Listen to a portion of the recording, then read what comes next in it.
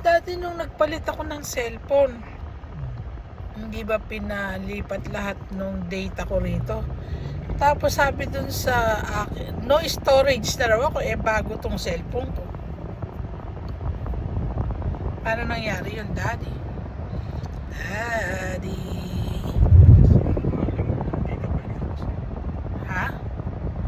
O kasi, dapat pala, pag nagpapalit ka ng cellphone, wag mo nang ipalagay yung data mo kasi puno na nga yung ano ko No? No, Daddy? Ganda naman ng hotel na yun. Di ba, Di? Pero nasa hotel na naman sila, no?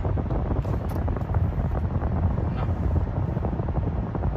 Wala. Nandyan sila, Chris, sa kanila.